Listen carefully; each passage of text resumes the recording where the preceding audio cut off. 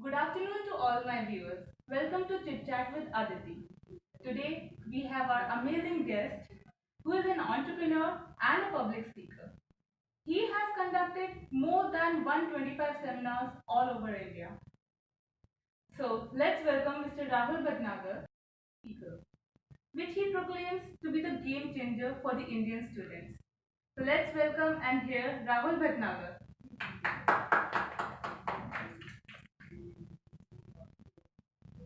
So, I believe, what made you start with this new venture shaping speakers? Alright. So for everyone who's listening this, the thing is that students in India, I feel, are not equipped enough by the time they get out of their college. As in, their communication skills, their technical knowledge is almost the same, even when they are in their fourth year of graduation or third year of graduation. So that is something which I really didn't like, and that is probably the reason why 80% of our students don't get a job, and even others who are getting a job don't get the kind of job that they actually desire because their skills are not improving. So I thought, how can I make a difference to their life? Because when I was visiting a lot of colleges, just like you said, for doing my seminars, I used to meet a lot of students, but I cannot change things within 2 or 3 days. So I thought, how can I make a difference in their life? So I decided to come up with the concept of shaping speakers, wherein we would be interacting with students all over India. They'll be attending my webinars on online. Then they'll be conducting meetings. It is specifically for students only. We'll be working upon their communication skills, their body language, and also a few other things such as situational awareness. We'll also be making them, shaping them into inspirers so that they can inspire a lot of other people. And the whole objective here is that students should excel and they should do something of their own, maybe in the field of communication, maybe in the field of entrepreneurship, maybe even if they are going for a job. I want them to be much better than the students who are anywhere in the world. And that is why I decided to work upon this concept. Thank you. According to you, who is the best speaker? What are the qualities required for a good speaker? According to me, communication is a two-way process. Any speaker who's able to convey his thoughts or feelings across to the other person is a good speaker. There are a lot of people who might be very confident while they're speaking on the stage, but if the message is not going across to the other person, that process gets defeated. So according to me, any person whose feelings are reciprocated, understood in the same manner as it is being said on the stage is a good speaker, honestly.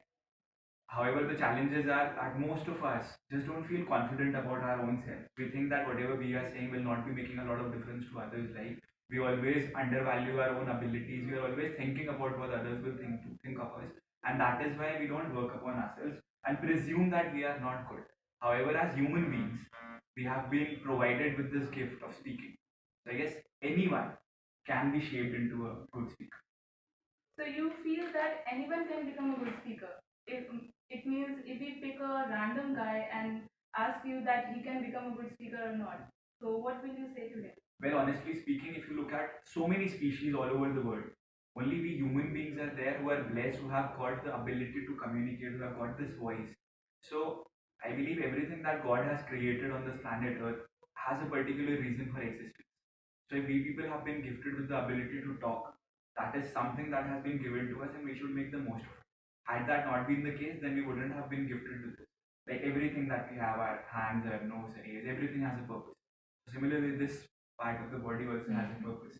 And I really feel that once worked upon, everything can be done. I'll tell you one simple example. In my college, during my college days, whenever I used to work with the team, I always held the hand of the person. I can hold your hand.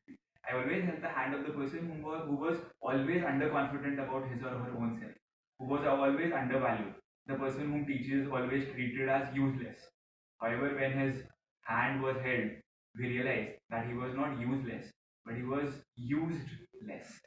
And that person actually worked very hard because nobody showed that kind of faith on him. So once that faith was bestowed upon him, he or she worked very hard because that person realized that someone sees something in me. And that is the kind of confidence that we wish to inculcate in each and every student. Because parents don't do it, a lot of parents don't do it because of lack of time and because they don't trust their children as much. Even the faculty members don't do it, they're just doing their job and not anything else. So we have to make a difference, and that is why I say that it can be a game changer. What is your benefit behind this trend? I will also be making money, very honest. I, even unless and until I make money, to be very honest, I'm a business owner. It will not strike. When people say that we are a non-profit organization, I'm sorry, nobody works without profit. You have a family whose needs have to be taken care of. I have my own expenses. I have my own other companies running. I will devote my time. Obviously, I'll be earning money. But then I can only earn money if my motivation and my interest to do this work is a noble intention. If I want everyone to excel, what I feel is that if you can serve people, money will automatically come to you. The most important intention should be to serve people and help people. Money is something that will you'll anyhow earn whatever you can do. But if you can make a difference in others' life, that is something which I wish to do in my life.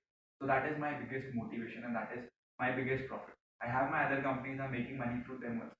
But this would be an added advantage because in this way, not just money, but I'll also be getting the blessings of the Lord. Thank you. Were you the born good speaker? Please share your story. No, I don't think that I'm a good speaker as of now. I don't modulate my voice well enough. My body language is not that good. However, I just feel something that when I speak, it connects with people because I'm always honest whenever I speak. But talking about my first speech, a lot of people know about it. While I was speaking on the stage, there was a pretty girl sitting in front of me. She was the judge, just like you. And I stopped 9 times within a span of 5 minutes. So I looked at her, she nodded her head, and I got the inspiration to continue.